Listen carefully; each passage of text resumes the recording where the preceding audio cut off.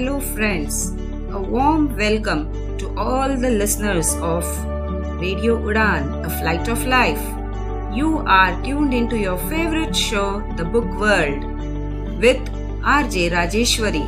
Let's continue the story, One Arranged Murder, authored by Chetan Bhagat. Shall we take a quick recap before proceeding further? चलिए, यहाँ पर आपको ये बताते हैं कि अभी तक हुआ क्या था कहानी में। सौरभ और केशव, जैसे कि आपने देखा, बहुत अच्छे दोस्त थे और सौरभ प्रेरणा से बहुत प्यार करता था और उससे शादी करना चाहता था, मगर उसकी मौत हो गई थी। यानी छत से गिर के एक्सीडेंट माना जा रहा था, मगर तहकीकात तो होनी थी। इंस्पेक्टर सिंह उसकी तहकीकात कर रहे थे केस की, और सौरभ और केशव अपने लेवल पे खुद भी करने लग गए, क्योंकि इंस्पेक्टर सिंह ने उनको अपनी तहकीकात के प्रोसीजर से बाहर जो निकाल के फेंक दिया था। अभी तक उन्होंने बाकी लोगों की, घर वालों की टेस्टिमनीज तो पुलिस की फाइल से पढ़ ली। उसके बाद उन्होंने जिन लोगों को पुलिस ने नहीं इंटरोगेट किया और उन लोगों को जिन पे शक था, उनको से अलग से भी पूछताछ करी।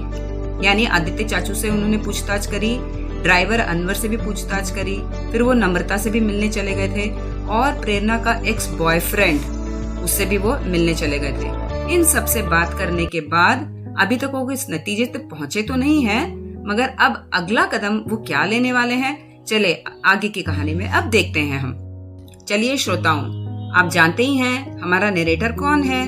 नरेटर तो हमारा है केशव, और वो आगे की कहानी हमें सुना रहा है। बोलता है, मैं और सौरभ कैब में आगे जा रहे थे। सौरभ ने इतना कोलोन लगाया जैसे कि पूरे धरती को, पूरे प्लेनेट को वो स्वीट स्मेलिंग बना सके। गाड़ी का मैंने अपनी तरफ का शीशा खोल लिया, बर्दाश्त ही नहीं हो रहा था मेरे से, थोड़ी हवा अंदर आने लगी। सौरभ ने मेरे से पूछा, क्या तुम्हें लगता है हमारा प्लान कामयाब होगा? मैंने कहा, ये तो इस पर निर्भर करता है कि तुम कैसे परफॉर्म करते हो। ये बोलते हुए हम मल्होत्रास के घर के ड्राइववे तक पहुंच गए। अंदर जाने के बाद बिंदु आंटी हमें खाना खिलाने लग गई थी और बहुत प्यार से उन्होंने कहा, अच्छा ही किया तुम लोग आ गए, वरना इस घर में तो बिल्कुल दुख का वातावरण छा चुका है। सौरभ ने उन्हें खाना परोसने के लिए थैंक्स कर कर कहा, मैंने तो अपने आप को सेल्फ इनवाइट कर लिया था, फिर भी आप इतनी आवभगत कर रही हैं, थैंक्स अ लॉट। और मैंने साथ में कहा, और मैं भी साथ में अपने आप को इम्पोज करने चला आया। तो इस पर बिंदु आंटी ने कहा, इम्पोज? अरे भाई, तुम लोग घर वाले हो, तुम क्या इम्पोज करोगे अपने आप को हम पर? हम लोग 12 सीटर वाले डाइनिंग टेबल पे बैठे थे। हेड चेयर पर रमेश जी बैठे हुए थे, घर के सभी सदस्य बैठे हुए थे इंक्लूडिंग माँ जी, बस आदित्य चाचू नहीं थे। रमेश जी ने पूछा, आदित्य कहाँ है? तो नीलम ने कहा, उसने कहा था कि उसको देर तक आज काम है। हाँ, बाहर में जो सब पीते बैठे होंगे उनके लिए बैठ के गाना गा रहा होगा, वही काम है उसका। तो माँ जी ने कहा, तुम उसके पीछे क्यों पड़े रहते हो? तो रमेश जी ने कहा, कौन किसके पीछे पड़ा रहता है? इस पर नीलम जी ने उन्हें शांत कर दिया। फिर उन्होंने सौरभ की ओर देखा, और बताओ तुम कैसे हो? बात आगे बढ़ने लगी। तो सौरभ ने बस यही सब बताया कि बहुत सैड फील कर रहा था, तो मैं यहाँ चला आया आपसे मिलने के लिए। बस परफॉर्मेंस तो अच्छी ही कर रहा था सौरभ, हमारे प्लान के लिए बैकग्राउंड बस तैयार हो ही रहा था। जितने माँ जी बीच में बार बार कहने लग गई, आया सी पंजाबी में, तो सब लोग बहुत थोड़े डिस्टर्ब हो गए। रमेश जी को इरिटेशन होने लग गई। उन्होंने अंजलि को इशारा कर दिया कि जरा इनको इनके कमरे में छोड़ाओ। वो उनको लेकर चली गई बाहर डाइनिंग रूम से और ऊपर ले गई। जितने अचानक रमेश जी ने सौरभ से पूछा, और तुम क्या नम्रता से मिलने गए थे? सौरभ के हाथ वहीं के वहीं रुक गए खाना खाते हुए। थोड़ा वो घबराया, मगर उसने संभाल लिया। उसने कहा, हाँ, पिछले हफ्ते मिलने गए थे। तो रमेश जी ने कहा, बेटा, नम्रता हमारी फैमिली मेंबर हैं, मेरे क्लोज फ्रेंड की बेटी है। वो बहुत खुश थी कि वो तुमसे मिली थी, मगर तुम्हारे दोस्त ने कुछ ज्यादा ही सवाल पूछ लिया तो वो थोड़ी नाराज सी हो गई थी। तो इस पर मैंने कहा, आई एम सॉरी अंकल, मैं थोड़ा क्यूरियस हो गया था। तो रमेश जी ने कहा, नम्रता बिल्कुल हमारी बेटी जैसी है। प्रेरणा के शेयर का स्टेक का क्या होगा वो तो धीरे धीरे सॉर्ट आउट हो ही जाएगा। उसे ना ये नहीं लगना चाहिए कि प्रेरणा के स्टेक के बारे में पता लगाने के लिए मैंने तुम्हें वहां भेजा था। तब तक अंजलि वापस आ चुकी थी। सौरभ ने कहा, अंकल हम लोग फ्यूचर में बिल्कुल ध्यान रखेंगे, ऐसा कोई कदम हम नहीं उठाएंगे। थोड़ी देर बाद सौरभ ने कहा, अंकल मैं एक्चुअली आपके पास आया था, मुझे आपका एडवाइस चाहिए एक मामले में। इस पर रमेश जी ने कहा एडवाइस? हाँ हाँ क्यों नहीं, बताओ क्या बात है। तो सौरभ ने कहा कि एक्चुअली हमारे फ्लैट का लीज ख़त्म हो चुका था, मैं इन सब भगदड़ में आव भगत में लगा रहा, ध्यान नहीं दिया। क्या ऐसा हो सकता है कि आप हमारे लिए कोई गेस्ट हाउस का अरेंज कर सकते हैं कुछ हफ्तों के लिए, तब तक हम अपना कोई दूसरा अरेंजमेंट कर लेंगे। एक्चुअली क्या है ना अंकल, खाना तो हम ब्रेड और दूध खा के चला लेंगे, मगर जगह तो चाहिए ही होती है ना। मैं आपको बताऊं श्रोताओं कि ना सौरभ तो बैकग्राउंड तो बहुत अच्छा ही बना रहा था, मगर रमेश जी सोचने लग गए हाँ हाँ शायद हमारे ऑफिस के पास कोई गेस्ट हाउस का अरेंजमेंट हो सकता है, जरा मैं सोचता हूँ। वो सोचने लग गए अरे यार ये क्या, ये इनका तो इशारा कहीं और ही जा रहा है, हमारा तो कोई प्लान ही कुछ और है, कैसे सॉर्ट आउट हो। वो बार बार यही बात बोले हाँ हाँ कहाँ है, सोचता हूँ। फिर इस पर नीलम जी ने हमें बचा लिया। उन्होंने कहा ब्रेड और दूध, तुमको पूरा घर का खाना चाहिए, ऐसे कैसे ब्रेड और दूध खा के चलाओगे। उन्होंने रमेश जी की ओर कड़ी नजरों से देखा, इशारा कर दिया। तब रमेश जी ने कहा अरे हाँ हाँ कहीं और रहने की क्या जरूरत है, इतना बड़ा घर तो है, तुम लोग यहीं रहो, बस तुम ये बताओ कि तुम्हारी रिक्वायरमेंट क्या है। तो सौरभ ने मेरी ओर देखा, मैंने कहा नहीं नहीं अंकल, हम अपने आप को आपके ऊपर इम्पोज कैसे कर सकते हैं, ऐसे कैसे घर में रहेंगे। तो उन्होंने कहा अरे तो कोई तुम बाहर वाले हो, तुम तो घर वाले हो। तो अंजलि ने कहा कि आदित्य चाचू के पास तो पूरा फ्लोर है। तो इस पर रमेश जी ने कहा नहीं नहीं उसे मत डिस्टर्ब करो, वो फिर चिड़चिड़ करेगा। सौरभ तुम बताओ तुम्हें कितना जगह चाहिए, वैसे प्रेरणा का कमरा खाली है, क्या तुम्हें चलेगा। सौरभ ने कहा अंकल क्या चलेगा, तो दौड़ेगा, मगर बस यही है कि हम ये नहीं चाहते कि हम आपको डिस्टर्ब करें। अरे नहीं नहीं भाई कोई डिस्टर्बेंस नहीं है, तुम जरूर उधर ही आके रहना, बस यही तो हम चाहते थे, हमारा तो काम हो गया। चलिए लिसनर्स यहाँ एक छोटा सा ब्रेक लेते हैं। देखिए हमारे दोस्तों ने कितना बढ़िया प्लान को मटेरियलाइज करा लिया। ब्रेक के बाद आके आपसे मिलते हैं। मित्र ज्योति, दृष्टिबाधितों का विश्वसनीय गैर सरकारी संस्थान। मेरा नाम संजना लाल है, मैं चेन्नई की रहने वाली हूँ। मैं मित्र ज्योति के टॉकिंग बुक लाइब्रेरी की सदस्य हूँ। इस पुस्तकालय के ऑडियो सीडीओ के बिना मेरे लिए हायर स्टडीज करना बहुत मुश्किल होता। मेरा नाम वरुण है, मैं मैसूर का रहने वाला हूँ। मैंने अपना कंप्यूटर ट्रेनिंग यहाँ किया है। बहुत सारी कंपनियां मित्र ज्योति के साथ मिलकर ट्रेनिंग वर्कशॉप आयोजित कर रही है और हमें हायर भी कर रही है।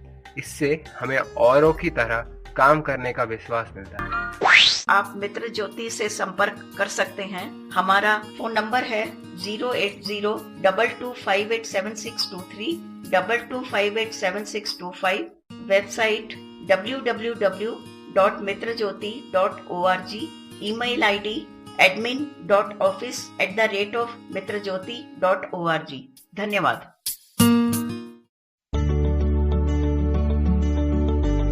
Welcome back to the book world with RJ Rajeshwari.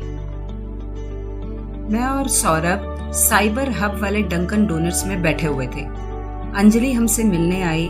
उसने एक मैरून टर्टल नेक और ब्लैक स्लैक्स पहना हुआ था। उसका बड़ा सा लैपटॉप बैग उसके शोल्डर पे लटक रहा था। कितनी क्यूट लग रही थी वो। आई विश कि मैं उसे डेटिंग कर पाऊं। And Saurabh won't mind it. अब तो उसका फैमिली वाला टैग तो खत्म हो चुका है ना, उसका फैमिली वाला डायनेमिक्स तो अब एप्लीकेबल है नहीं। खैर, अंजलि ने आकर कहा कि अच्छा किया कि तुम लोग मेरे से मिलने आज आ गए। तब तक सौरभ ने हमारे लिए अदरक वाली चाय और डोनट्स ऑर्डर किए। जानते हैं कितने? एक डब्बे में 12 डोनट्स। मैंने कहा कौन खाने वाला है इतना? तो उस पर उसने कहा अरे अरे सब हमें यहाँ खाने की जरूरत नहीं है, देखो ये कैरी वे अवे वाला पैकेट है, ये डब्बा हम ले जा सकते हैं, हम घर लेके जाएंगे। अंजलि को हमने ऑफर किया तो उसने तो डोनट्स मना कर दिया। मैंने उसको पूछा तुम काम से सीधे आ रही हो? तो उसने कहा हाँ मैं आजकल फ्रीलांस करती हूँ स्टारबक्स के बाहर, जो मेरे पुराने ऑफिस के पास में है। अंजलि ने कहा एक्चुअली मैं प्रेरणा दीदी के केस के बारे में कुछ डिटेल्स तुम लोगों के साथ शेयर करने चाह रही थी। मैंने कहा व्हाट? उसने कहा हाँ एक्चुअली जो परिवार है ना हमारा, जितना परफेक्ट परिवार अपने आप को दर्शाते हैं वो है नहीं। जैसे कि कोई भी जॉइंट फैमिली डिसफंक्शनल होता है, ये भी वैसे ही है। मैंने कहा ओके, और सोचने लग गया नेक्स्ट वो क्या बताने वाली है। फिर उसने पूछा क्या तुम लोग अभी भी केस इन्वेस्टिगेट कर रहे हो? सौरभ और मैं एक दूसरे को देखने लग गए। फिर सौरभ ने कहा, हम लोग नहीं कर रहे हैं, I mean हम कर नहीं सकते हैं। तुमने देखा तो रमेश अंकल ने तो अप्रूव नहीं किया कि हमने नम्रता दीदी से क्वेश्चंस कुछ पूछ लिए तो हम परिवार से कुछ भी कब पूछ ही कैसे सकेंगे और किस नतीजे पर पहुंचेंगे, कैसे हम इन्वेस्टिगेट कर सकेंगे। अंजलि ने पूछा, व्हाट अबाउट द पुलिस? तो मैंने कहा, पुलिस ज्यादा इंटरेस्टेड तो लग नहीं रही है, वो रूटीन वर्क अपना कर रहे हैं, ये दिखाने के लिए कि केस को बंद करने से पहले उन्होंने अपना काम कर दिया है। इस पर अंजलि ने कहा, हाँ, रमेश अंकल केस को क्लोज करना चाहते हैं, मगर मैं और बिंदु आंटी पता लगाना चाहते हैं कि असली में उस दिन हुआ क्या था। और माँ जी ने भी किसी को देखा था, मिसेस गोयल ने भी तो आवाजें सुनी थी, तो हम इसे एक्सीडेंट का नाम कैसे दे सकते हैं? अंजलि ने चाय पीते हुए बोला। इस पर मैंने कहा, हम भी उसे एक्सीडेंट नहीं मान रहे हैं। खैर, तुम हमसे कुछ शेयर करना चाहती थी ना? इस पर वो टेबल पे थोड़ी सामने हुई और फिर बात करने लगी।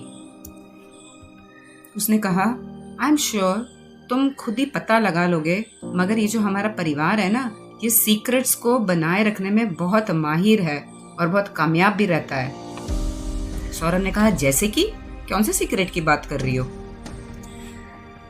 अंजलि ने कहा, रमेश अंकल बहुत स्ट्रेस्ड हैं, कार सेल्स बिल्कुल डाउन है।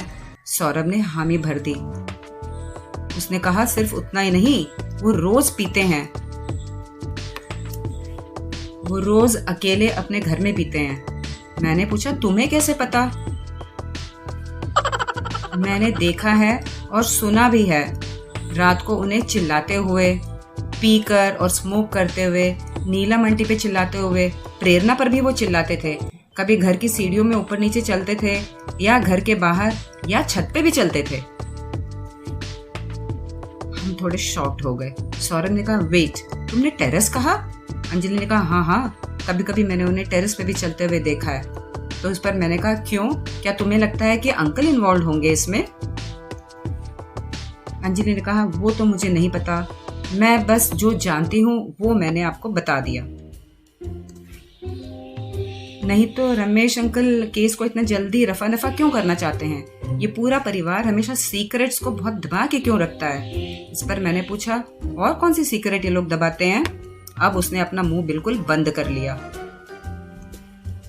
सौरभ ने पूछा, व्हाट अंजलि, क्या उन्होंने और भी कोई सीक्रेट्स छुपाए हैं? अंजलि चुपचाप टेबल की ओर देखती रही, मानो कि वो शब्दों को चूज कर रही हो कि कैसे बोला जाए। मैंने अपनी चाय पीनी शुरू करी और कहा, तुम समय ले लो, कोई जल्दी नहीं है, आराम से सोचो। फिर अंजलि ने कहा, मुझे एक्सीडेंटली कुछ चीज पता चल गई, बहुत पर्सनल है, मुझे नहीं पता चलनी चाहिए थी, मगर मुझे पता चल गई। तो मैंने पूछा, क्या पता चला तुम्हें?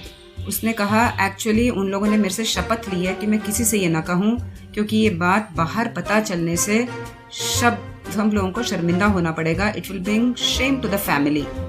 इसलिए इट इज बेटर कि मैं चुप रहूं और इसके बारे में बताऊं नहीं, मगर मैं ये जरूर कह सकती हूँ कि इस बात का केस से कोई लेना देना नहीं है, और अगर ये पता चलना है तो ये परिवार की ओर से ही पता चलना चाहिए, मुझे ये नहीं बताना चाहिए।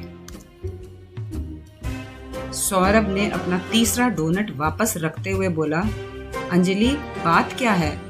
तो अंजलि ने कहा, बस ये बहुत पर्सनल चीज है, मैं बस इतना कह सकती हूँ कि इस चीज का इस केस पे कोई असर नहीं पड़ेगा, इसके लिए तुम मुझे ट्रस्ट कर सकते हो। मगर मैं ये जरूर कहूंगी कि ये परिवार सीक्रेट्स को बहुत दबाता है और केस को रफा दफा करने में लगा हुआ है, मगर तुम लोग प्लीज केस को क्लोज मत करना, जरूर इसकी तहकीकात करना। तो मैंने कहा, हम लोग बिल्कुल नहीं बंद करेंगे, हमारी ओर से ये जारी रहेगा और हम जरूर पता लगाएंगे। अंजलि को बहुत खुशी हुई, उसने थैंक्स कहा और कहा, मेरी ओर से अगर कोई भी सहयोग मैं दे पाऊं तो जरूर मुझे बताना, मैं अवश्य करना चाहूंगी। फिर मैंने पूछा, तुम नम्रता को कितना जानती हो? अगर तुम उसके बारे में कुछ भी जानती हो तो तुम हमें बता सकती हो। अंजलि ने पूछा, क्या वो एक सस्पेक्ट है? मैंने कोई जवाब नहीं दिया, चुपचाप मैंने उसकी ओर देख दिया। तो सौरभ ने कहा, सिर्फ वही नहीं, नीरज भी सस्पेक्ट है, दीदी का एक्स बॉयफ्रेंड? उसने कहा, हाँ। क्या तुम उसको जानती हो? तो इस पर अंजलि ने कहा, नहीं, मैं वापस अमेरिका से आती उसके पहले दीदी का ब्रेकअप हो चुका था, मगर मैंने ये जरूर सुना था और देखा भी था कि दीदी बहुत डिप्रेशन में जा रही थी और बहुत डिवास्टेटेड थी उस समय पर। सौरभ ने और मैंने एक दूसरे की ओर देखा। अब हमें वो शेमफुल सीक्रेट परिवार का जानना तो बहुत जरूरी था, मगर इससे ज्यादा अंजलि को सवाल करना अब मुमकिन भी नहीं था, अच्छा भी नहीं था। वो भी अपनी जगह सही थी, इसलिए हम चुप हो गए। सौरभ ने बस ये कहा, अंजलि 6 डोनट्स बच रहे हैं, तुम 3 अपने साथ घर ले जाना चाहती हो? सौरभ और मैं 2-2 सूटकेस लेकर मल्होत्रा हाउस में पहुंच गए।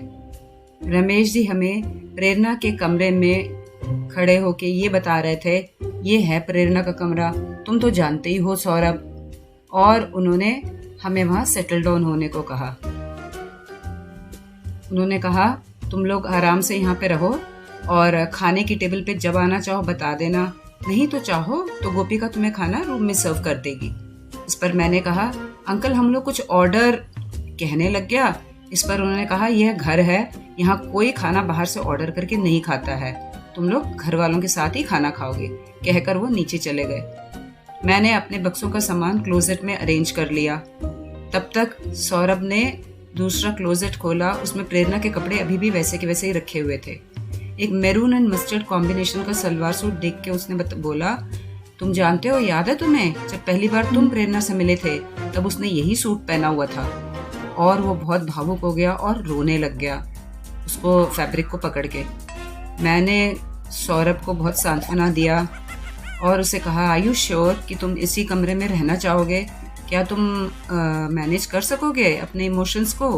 उसने कहा, हाँ, मुझे पता लगाना ही है कि मेरी प्रेरणा को हुआ क्या था, मैं जरूर यहीं रहूंगा। चलिए यहाँ पर हम एक और ब्रेक लेते हैं, क्योंकि इसके बाद वो लोग जिससे मिलने जाने वाले हैं ना, उसका बड़ा आपको बेसब्री से इंतजार करना पड़ेगा, क्योंकि ऐसा लगता है उनकी तहकीकात का रास्ता थोड़ा सा सुलभ होने वाला है। चलिए वापस आके आपसे मिलते हैं।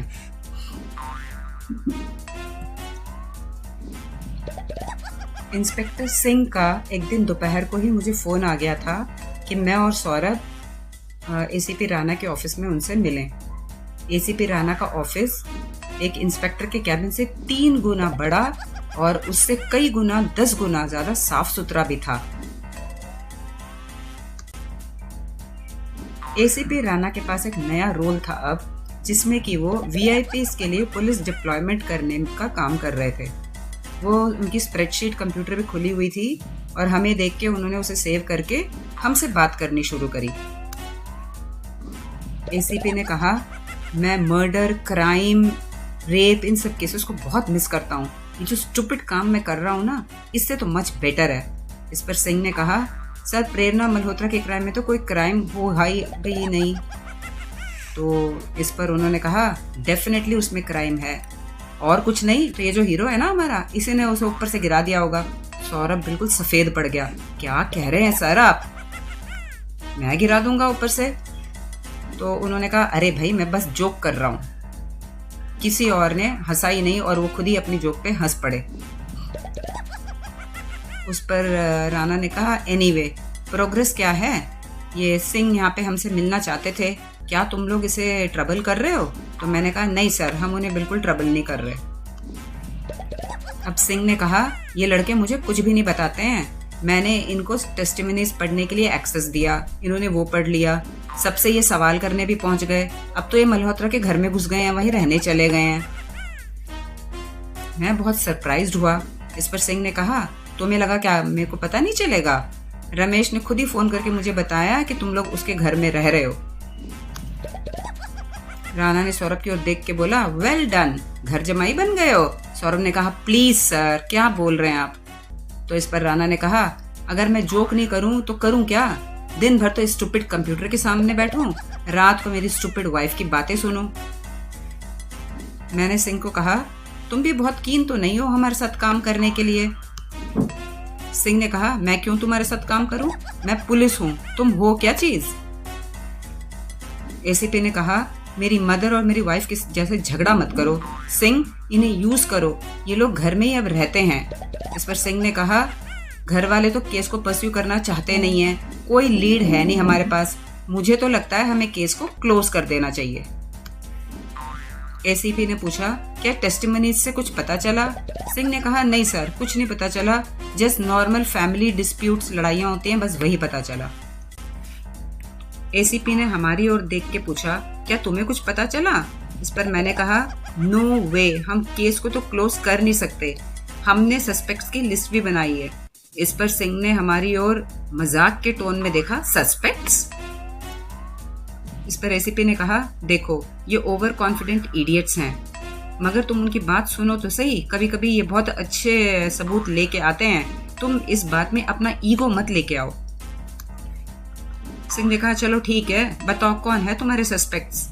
इस पर मैंने कहा, नम्रता, आदित्य और नीरज।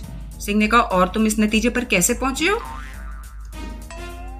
इस पर हमने जो कुछ भी उन लोगों से पूछताछ करी वो सब बता दिया और किस बलबूते पे हम उस नतीजे पर पहुंचे और उन्हें सस्पेक्ट्स के दायरे में लाए ये भी बता दिया। इस पर सिंह ने कहा, ये तो महज थ्योरीज हैं।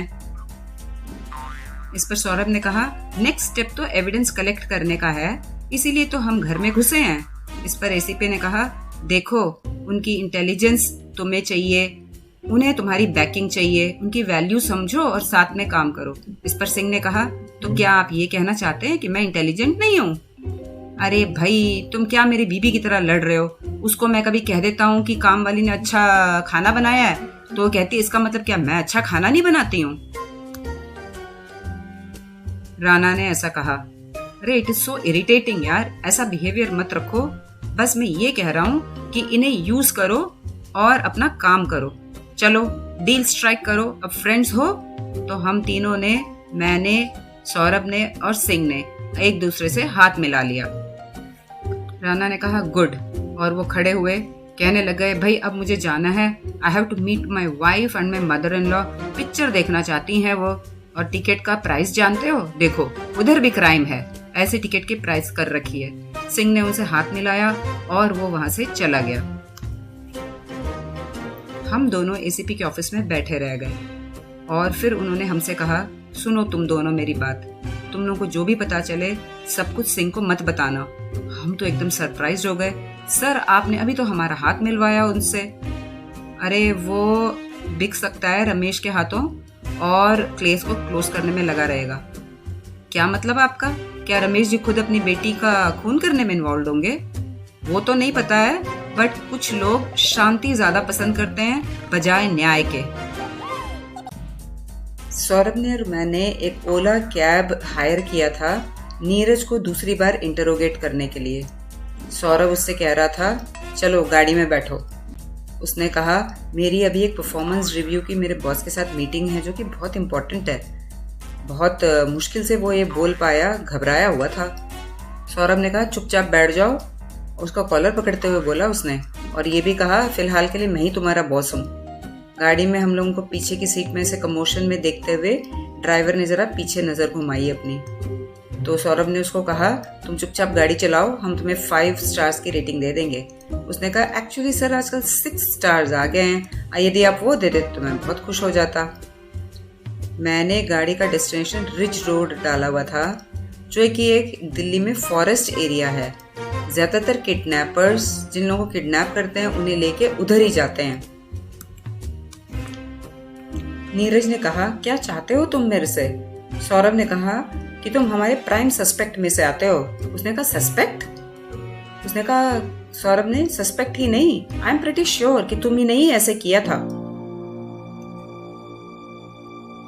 सौरभ उसको रिब्स में मार रहा था और नीरज शॉक्ड हो गया। सौरभ ने फिर पूछा, क्या तुम प्रेरणा के घर के सामने वाले पार्क में पहले कभी गए हो? तो उसने कहा, नहीं मैं पहले कभी नहीं गया, और जिस दिन तुम जाते हो उस दिन प्रेरणा छत से गिर जाती है और मर जाती है। और सौरभ ने नीरज के गले में जो उसका बैंक का आईडी था और जिस रस्सी से लटक रहा था उसे टाइटन करना शुरू कर दिया और नीरज चिल्लाने लगा, बचाओ बचाओ करके। ड्राइवर ने पीछे की ओर मुड़ के देखा और कहा, ये क्या सर, मैंने तो सोचा था आप लोग डिसेंट लोग हैं। सौरभ ने अपना पकड़ छोड़ दिया और नीरज से कहा, ज्यादा ड्रामेटिक बनने की कोशिश मत करो, मैंने तो बस जरा सा हाथ ही लगाया था तुम्हारे टैग पर। तो नीरज ने कहा, तुम जो ये मेरे साथ बिहेव कर रहे हो मैं जाके पुलिस में बता दूंगा। तो सौरभ ने कहा, हाँ हाँ जरूर जाके बताओ, पुलिस हमारे साथ ही इन्वेस्टिगेट कर रही है। इनफैक्ट वो तो अरेस्ट वारंट लेके आने वाले थे तुम्हें अरेस्ट करने के लिए। हमने ही उन्हें रोका था। तो सौरभ ने तब तक अपना जी डिटेक्टिव एजेंसी का कार्ड निकाल के दिखा दिया उसको। इस पर ड्राइवर ने पीछे घूमकर पूछा, सर क्या ये क्रिमिनल है? सौरभ ने हामी भर दी और एक बिजनेस कार्ड ड्राइवर की ओर भी दे दिया। तो ड्राइवर ने पूछा, क्या आप पुलिस हो? सौरभ ने कहा, हम डिटेक्टिव्स हैं। तो उसने कहा, फिर ठीक है, अगर ये क्रिमिनल है तो आप इसको जितना चाहिए मारिए, हम बस रिज रोड पहुंचने ही वाले हैं। इस पर नीरज ने कहा, तुम प्लीज केवल ड्राइव कर सकते हो, मैं कोई क्रिमिनल नहीं हूं। इस पर ड्राइवर ने कहा, सब क्रिमिनल्स यही बोलते हैं। तब तक हम रिज रोड में घुस गए थे। तब मैंने ड्राइवर से कहा, ड्राइवर भैया क्या आप हमें थोड़ी प्राइवेसी दे सकते हैं? 10 मिनट गाड़ी साइड लगा दीजिए। ड्राइवर थोड़ा डिसअपॉइंट हो गया। उसे लग रहा था कि जो भी एक्टिविटीज और एक्शन होगा उसका वो हिस्सा बन पाएगा, मगर ऐसा हुआ नहीं। वो गाड़ी से उतर के साइड पे चला गया। उसके बाद सौरभ ने नीरज से कहा, मैं तुम्हारा फोन दोबारा देखना चाहता हूँ। नीरज ने कहा, क्यों? तो उसने कहा, मैं तुम्हारी हिस्ट्री देखना चाहता हूँ गूगल मैप में कि तुम कहाँ कहाँ थे और जो तुम बोल रहे थे वो ठीक बोल रहे थे क्या? तो नीरज ने अपना फोन दे दिया। क्योंकि उसने अपने गूगल मैप की हिस्ट्री डिलीट नहीं करी थी, वो सारी की सारी ट्रैक डाउन हो गई, एक एक मिनट की वो कहाँ कहाँ था। जैसा कि उसने कहा था 6:05 पर वो पहुंचा था प्रेरणा के घर के पास, यानी न्यू फ्रेंड्स कॉलोनी में, और 7:47 तक वो वहीं पे ही दिखा रहा था उसको। तो इस पर नीरज सारी कहानी दोबारा दोहराने लग गया और कहा, ये सब चीज तो मैं तुम्हें बता तो चुका हूँ कि कितने बजे गया और क्या क्या हुआ था। उसके बाद प्रेरणा आई नहीं तो मैं निकल गया। तो मैंने उसको कहा, वेट लेट मी चेक। तो मैंने देख के बताया, तुम करीब 1 घंटा 40 मिनट वहां थे। नीरज ने कहा, इतना एग्जैक्ट टाइम तो मैंने देखा नहीं, मैं कितनी देर था।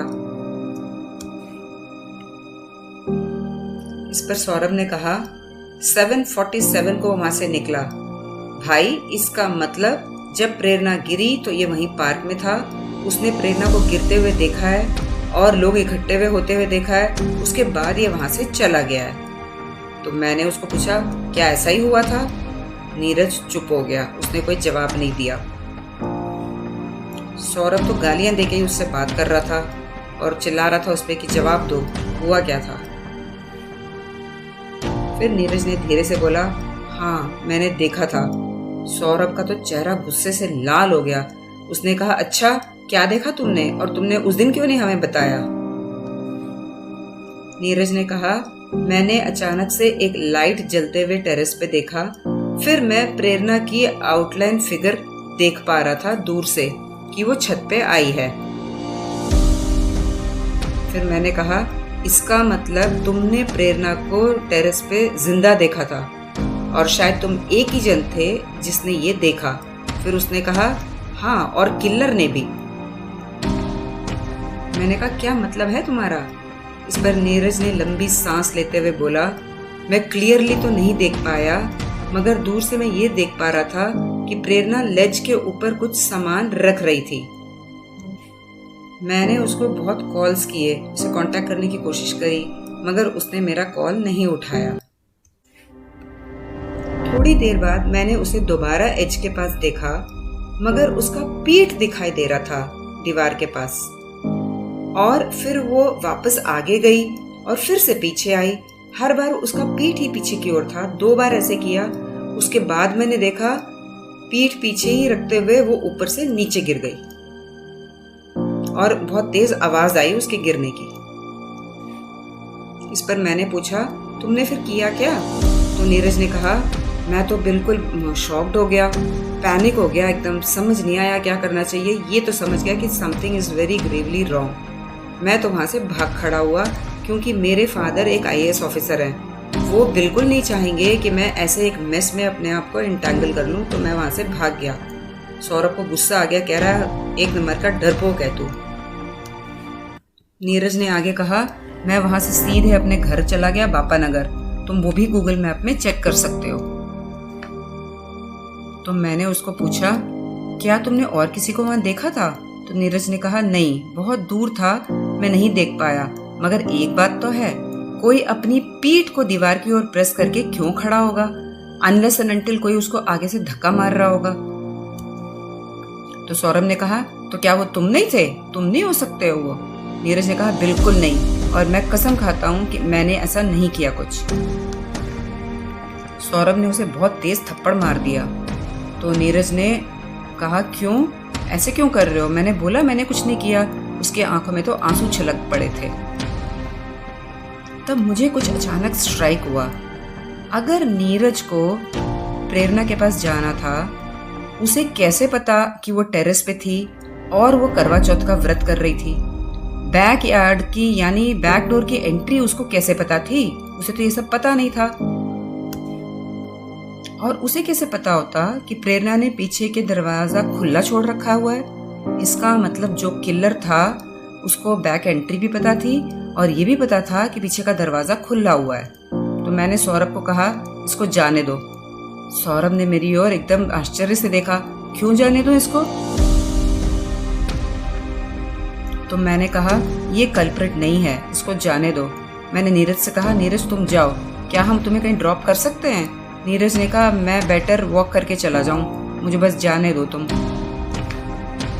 नीरज फटाफट उतर के और चला गया, थोड़ी देर में गायब हो गया। फिर उसके जाने के बाद मैंने सौरभ को सारी बात बताई जो मुझे स्ट्राइक करी थी। सौरभ को भी वो ठीक लगा मेरा justification.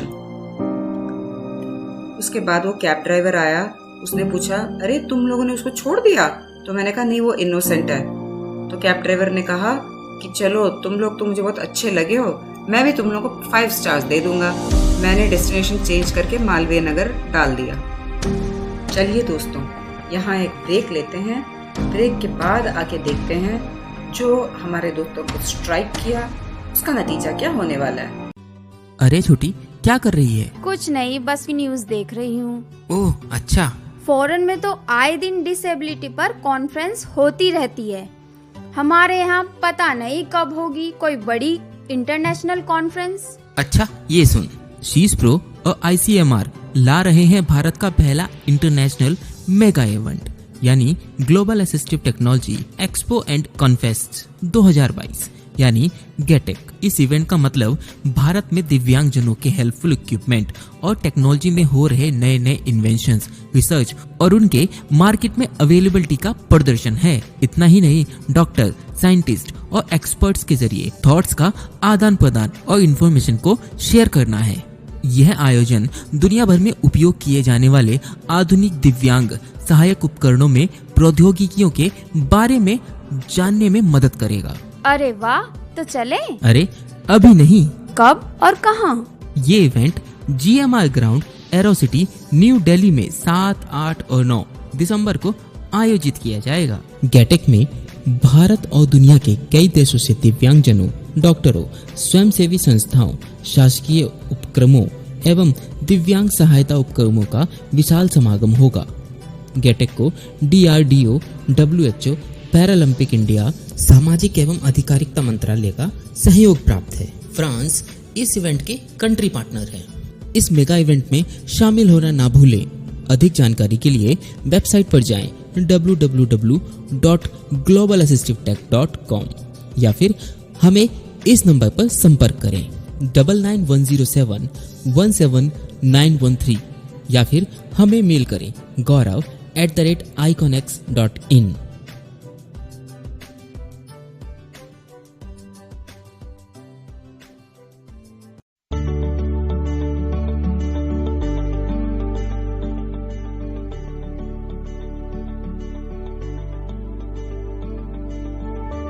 Welcome back to One Arranged Murder. You are listening to it from RJ Rajeshwari. हम अपने मालवीय नगर वाले अपार्टमेंट में बैठे हुए थे। हमने अभी तक उसे खाली नहीं किया था। सौरभ ने कहा, हमें ये पहले क्यों नहीं स्ट्राइक किया, पीछे के दरवाजे की चीज? तो मैंने कहा, कभी कभी सबूत अपने आप को खुद ही रिवील करते हैं। सौरभ बहुत गंभीरता से सोचता हुआ किचन की ओर गया और वापस आया हल्दीराम भुजिया के 1 किलो का पैकेट लेते हुए। हमारे लिए उसने हनी से शुगर्ड विस्की बना दिया था, उसके साथ खाने के लिए वो ले आया। मैंने उसको ऑब्जेक्शन रेज किया, तुम कब डाइट करने वाले हो? तुम जानते हो तुम कितना खाते हो? सौरभ ने कहा तुम वापस मत शुरू हो जाना। डू यू नो, मैं बहुत दुखी हूँ, मेरी फियोंसे जो चली गई है। तो मैंने सोचा इसके साथ तो आर्ग्यू करने का कोई फायदा नहीं है, we better discuss our case. तो मैंने कहा हम अपने केस की ओर चलें जरा। सौरभ ने कहा नम्रता भी मेरे को सस्पेक्ट नहीं लग रही, for the same reason, backdoor वाला रीजन। तो मैंने कहा अब तो सस्पेक्ट में हमारे लिस्ट में एक ही बचा, वो है आदित्य। सौरभ ने कहा चाचू? तो मैंने कहा देखो उसके पास कारण है, टेरेस के बिल्कुल नीचे उसका कमरा था, भाई से वो नफरत करता है, प्रेरणा की शादी में इतना पैसा खर्च होते हुए देख रहा था, वो उसे पसंद नहीं आ रहा था, जलन हो सकती है उसको। इस पर सौरभ ने कहा तुम्हें याद है माँ जी भी तो बार बार यही कह रही थी, आयासी आयासी। तो मैंने कहा हाँ वही गया था। तो सौरभ ने कहा हाँ हाँ माँ जी ने कहा था आयासी, यानी आदमी को और वो संबोधित करके कह रही थी, वही गए होंगे। उन्होंने उसको किसी को न किसी को तो अपने कमरे के आसपास भटकते हुए देखा था माँ जी ने। इस पर मैंने कहा माँ जी थोड़ी ऑफ हैं, एग्जैक्टली वो क्या बोलती है उन्हें पता नहीं चलता। तो मैंने कहा हाँ मैं जानता हूँ। तो सौरभ ने कहा कभी कभी मेंटली डिस्टर्ब पीपल भी ना सच बोल जाते हैं। सौरभ दूसरी ड्रिंक बनाने लग गया। मुझे देते हुए उसने कहा क्या तुम्हें सच में लगता है कि चाचू हो सकते हैं? तो मैंने कहा वो प्राइम सस्पेक्ट तो जरूर हैं, बाकी कंफर्म करने के लिए हमें एविडेंसेस तो इकट्ठे करने पड़ेंगे। सौरभ ने कहा तो अब हम ये कैसे करने वाले हैं? तो मैंने कहा तो हम मल्होत्रा के घर में किस लिए हैं मिस्टर सन इन लॉ? अब हम मल्होत्रा के घर के ग्राउंड फ्लोर में रमेश जी और सिंह के साथ बैठे हुए थे। गोपिका ने बहुत लैविश नाश्ता लाके सबके आगे रख दिया था, समोसा, गाजर का हलवा, न जाने क्या क्या, बहुत कुछ था उसमें। सिंह कह रहा था मल्होत्रा जी इतनी फॉर्मेलिटीज की जरूरत नहीं है। सिंह ने कहा मेरे पास कुछ अपडेट्स हैं, डीएनए फोरेंसिक की रिपोर्ट भी आ गई है और मोबाइल को ट्रैक करने के लिए उसका टावर का लोकेशन का रिपोर्ट भी आ गया है। उसने अपने बैग से 2 फोल्डर्स निकाले। सिंह ने पहला फाइल खोलते हुए कहा ये सेल फोन का टावर का लोकेशन रिपोर्ट है। सब घर वाले घर में थे बजाय अंजलि के, जो कि उसका लोकेशन एयरपोर्ट से लेके यहाँ तक रास्ते में जो भी जगह पे होते हुए आई थी सब वो बता रहा था रिपोर्ट। तो सिंह वो सब सुना रहा था। रमेश ने कहा हाँ वो दिल्ली से उस वक्त बाहर गई हुई थी। सिंह ने कहा हाँ हमने अंजलि की ऊबर राइड की रिपोर्ट भी टेस्टिमनीज में भी देखी थी, बाकी तो सब लोग घर पे ही थे। रमेश ने कहा नहीं मैंने आपको पहले ही कहा था कि मैं पान लेने गया हुआ था।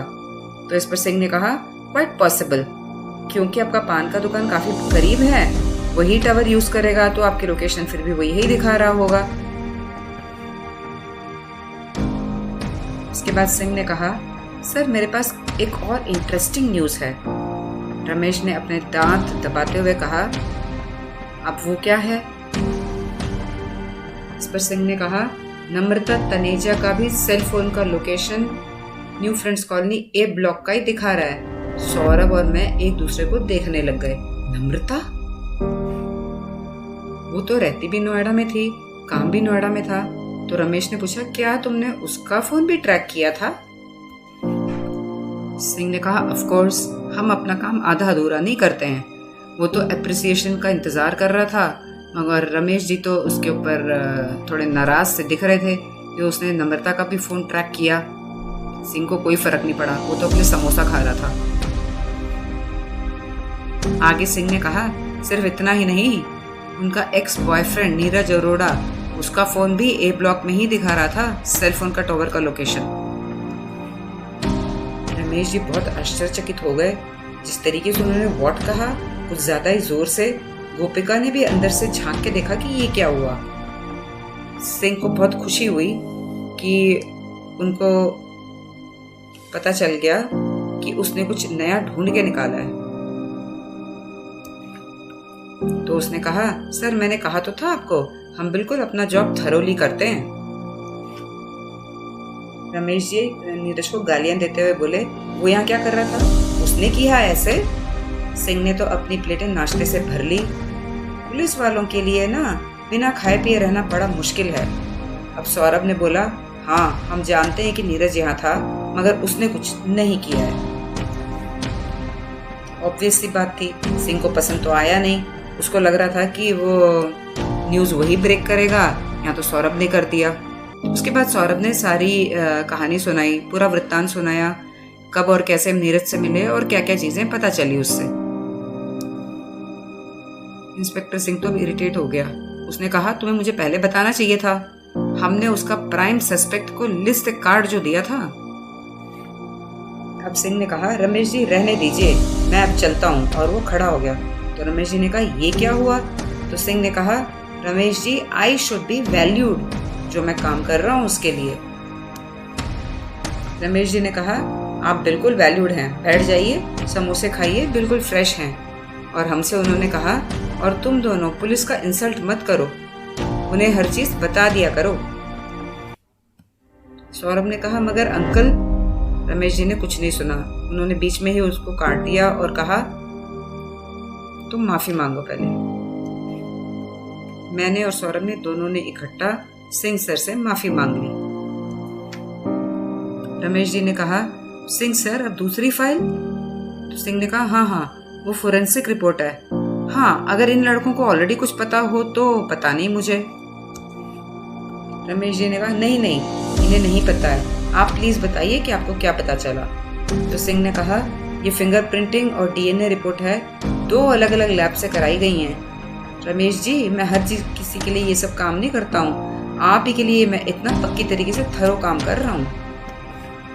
इस पर रमेश जी ने कहा, आप तो बिल्कुल हमारे फैमिली मेंबर जैसे हैं। अब सिंह ने दूसरी फाइल खोल ली।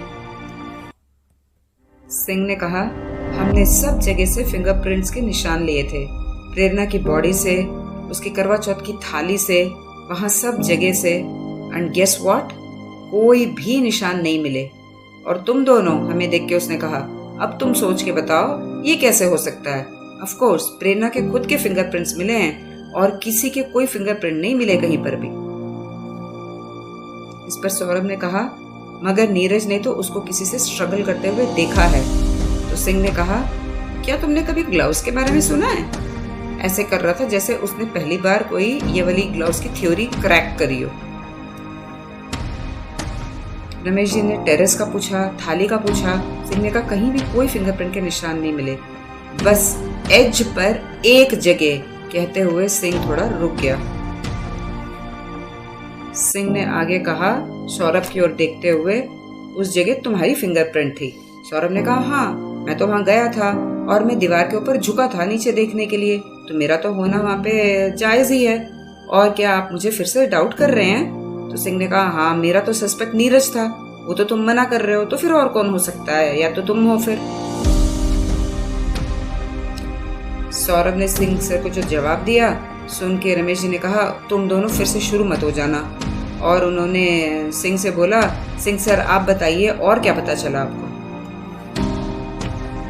सिंह ने आगे कहा, हमने डीएनए एनालिसिस 2 अलग अलग लैब से करी है और बिल्कुल लेटेस्ट टेक्निक्स यूज करके करी है।